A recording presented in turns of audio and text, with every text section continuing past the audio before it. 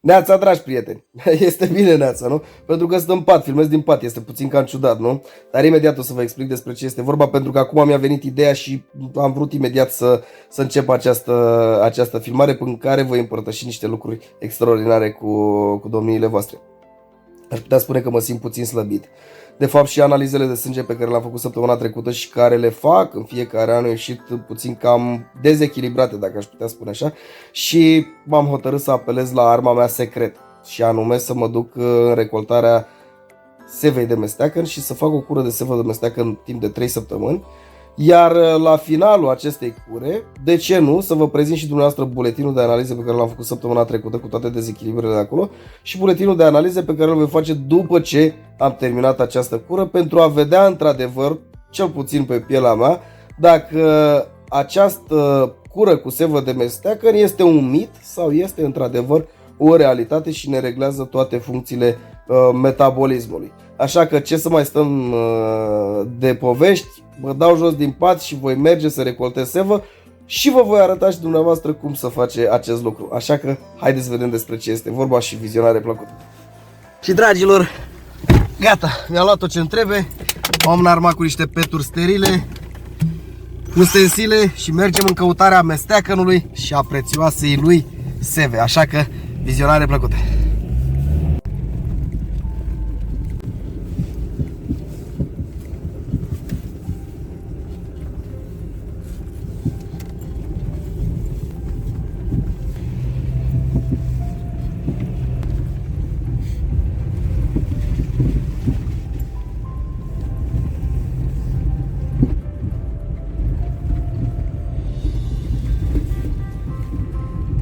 O adevărată aventură cu mașina până aici. Au fost ploi, drumurile s-au stricat, dar pe aceste meleaguri am copilărit și mi-am adus aminte că în această zonă aici sunt câțiva mesteceni de unde voi putea să recoltez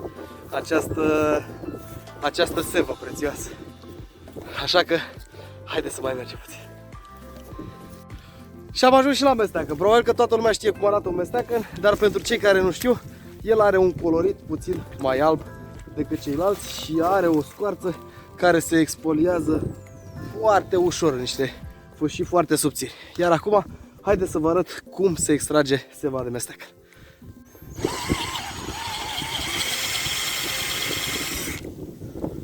Gata, se pare că am reușit, exact cum se vede și aici. Am dat o gaură, dacă observați, deja seva și-a făcut prezența, se vede undeva acolo în interiorul acestei găuri. Vedeți? Acum tot ce rămâne de făcut este să ne folosim de un furtun.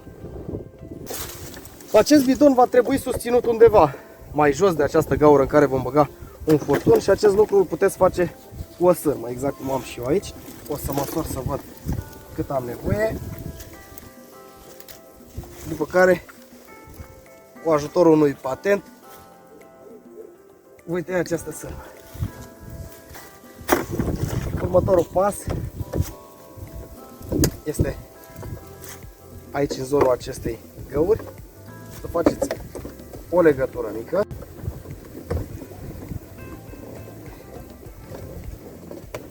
Nu aveți o sârmă, puteți folosi o sfoară sau orice altceva. Important el, sub greutatea lui, să nu se desfacă. Acesta este cel mai important.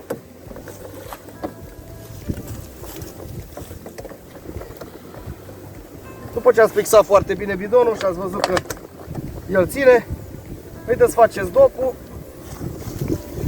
și cu ajutorul unui furtun steril veți măsura de la această gaură până undeva în bidon. Exact cum fac și eu aici. Și bineînțeles cu un cuțit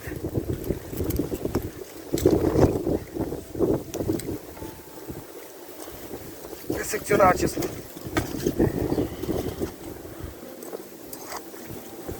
După aceea îl introduceți în această gaură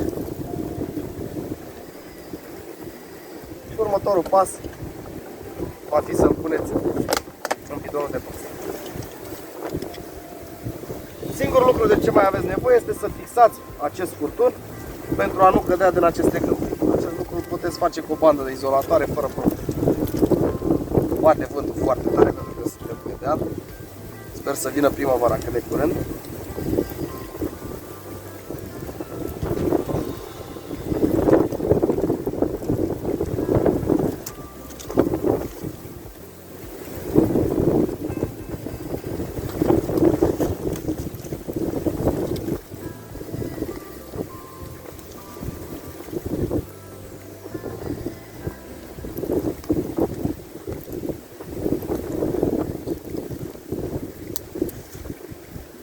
Și cam acesta este tot procesul. Bineînțeles că o gaură de acest gen vă poate oferi undeva la 5 litri de sevă de mesteacă pe zi, pe care bineînțeles că o veți păstra proaspătă, iar dacă vreți să aveți pentru o perioadă mai lungă de timp, o veți transfera în bidoane de 2 litri și o congelați. Acum, haideți să mai plantăm încă 2 bidoane și să facem același lucru.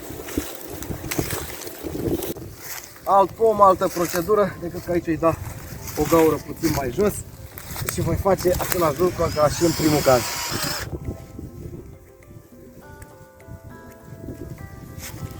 Acum vom lua o sârmă, la fel o vom prinde în centrul copacului pentru a putea să stabilizăm acel bidon.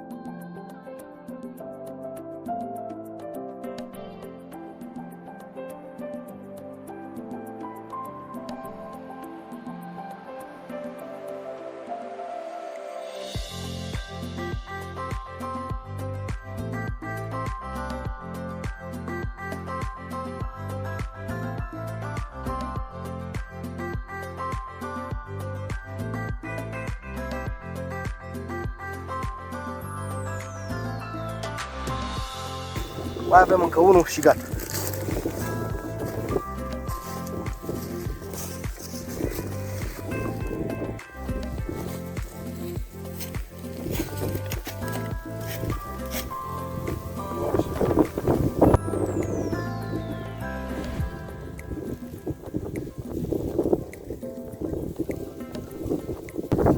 Dragilor, scuzați zgomotul de fond, bate vântul, suntem în pădure, bineînțeles. Această sevă poate fi recoltată primăvara de vreme, atunci când repausul vegetativ i-a sfârșit și pomii pleacă în vegetație. În general veți recunoaște perioada, cel puțin din punct de vedere al zăpezii, că aceasta se curăță sau a înghețurilor, nu vor mai fi înghețuri foarte puternice noaptea, iar atunci este semnalul că dumneavoastră puteți să mergeți să recoltați această sevă. Dragilor, nici nu am apucat să termin treaba și după cum vedeți aici, pomul a început să ne recompenseze cu această minunăție.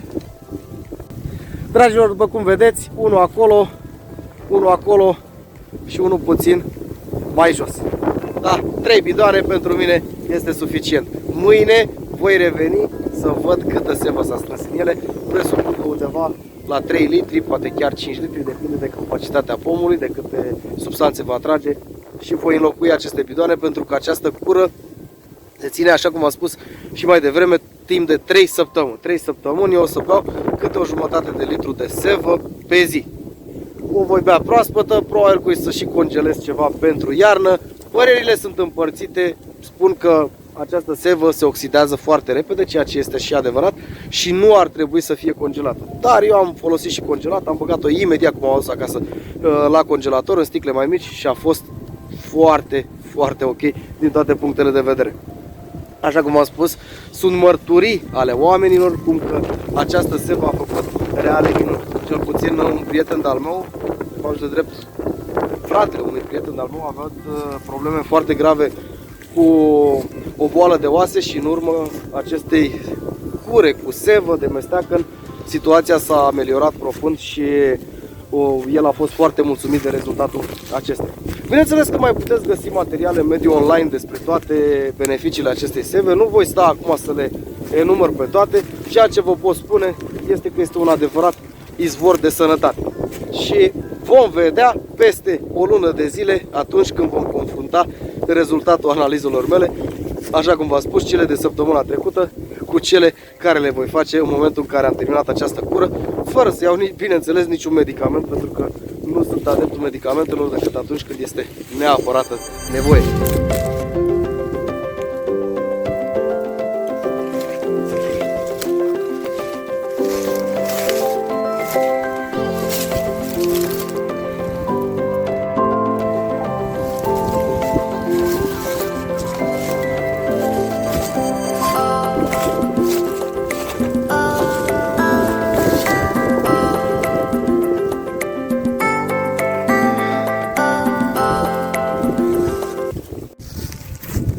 Dragilor, suficient pentru ziua de azi. Strângem bagajelul și mergem acasă, urmând să revenim mâine și să vedem cu ce ne-a recompensat acești pui.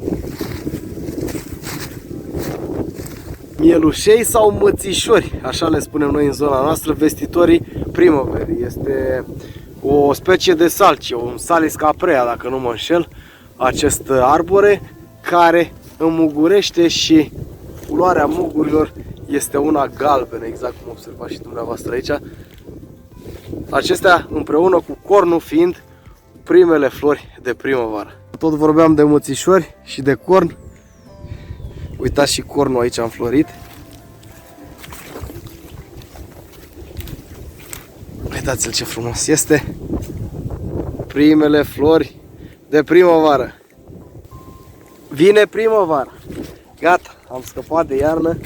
Vine acel moment în care totul prinde viață și, bineînțeles, pe noi ne umple de energie. Am văzut aici aproape și mi-am adus aminte o fântână. De aici beam eu apă când eram copil. Nu știu dacă mai are.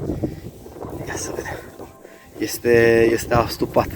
De aici, când eram eu copil, aveam vreo 5-6 ani, veneam și beam din această fântână. Și, bineînțeles, mai erau două fântâni aici jos undeva. Bine, de fapt și de drept sunt pe terenul meu, pe proprietatea mea aici, tot dealul acesta, dar din păcate terenul a fugit foarte mult și nu mai ai ce face în această zonă.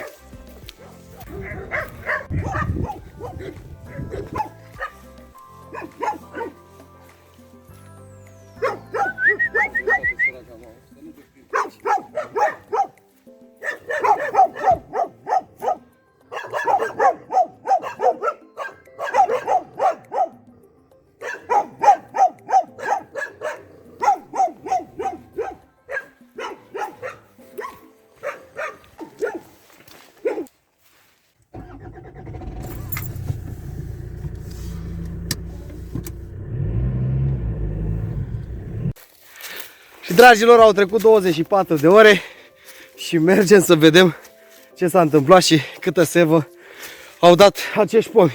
Bineînțeles că suntem la începutul pornirii în vegetație și seva ar trebui să fie din ce în ce mai multă pe fiecare zi ce trece.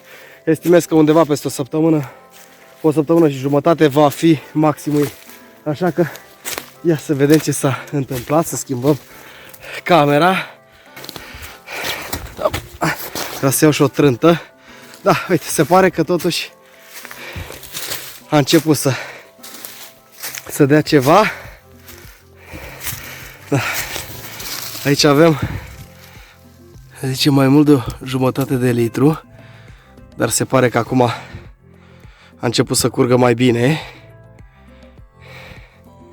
Ia să vedem și la celălalt.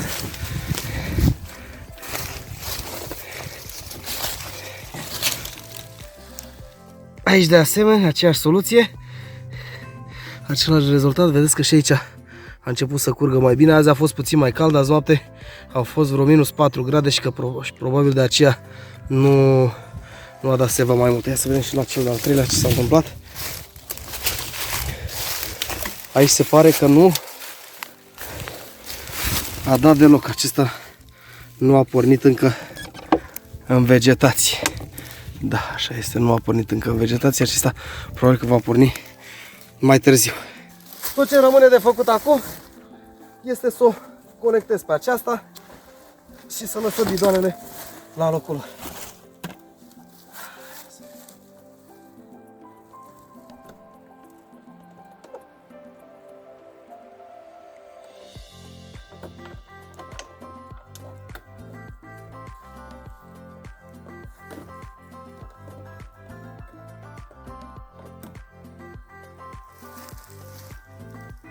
O voi transfera la alt bidon și pe aceasta și pe cea de din jos.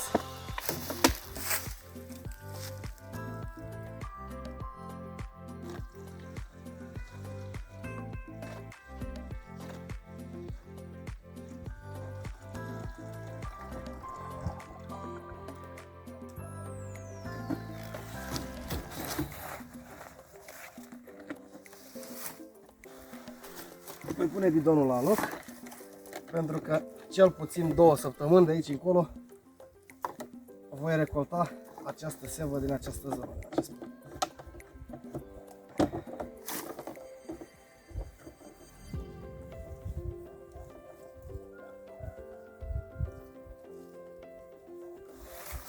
Același lucru vom face și partea aceasta aici.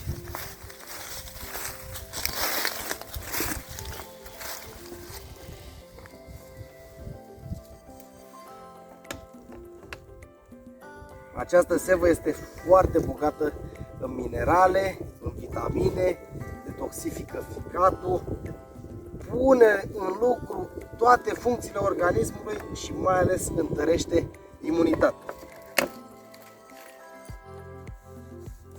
Este, așa cum se spune, o apă vie, o adevărată apă vie. De curând am observat această sevă de vânzare în magazine mai nou, ceea ce m-a surprins, că până acum nu se găsea așa ceva în magazin, dar se pare că a apărut și acolo.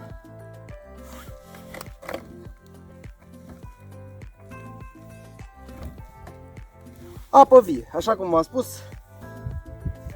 este o apă care face minuni. Această sevă, pur și simplu, pomul trage din pământ toate sărurile, minerale amestecate cu apă și alte substanțe nutritive, le filtrează și le trimite către coronament pentru plecarea în vegetație, pentru stimularea creșterilor anuale care se fac loc la nivelul coroanei și toate aceste procese.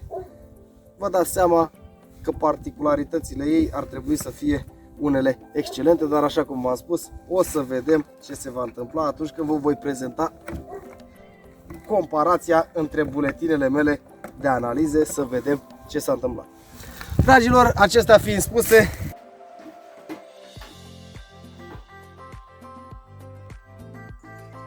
ei, dragilor, start pentru cura de sevă pe anul 2021. O jumătate de litru pe zi, timp de 3 săptămâni, după care vom vedea ce se întâmplă. Eu vă doresc tot binele din lume și să ne revedem cu bine la următorul videoclip.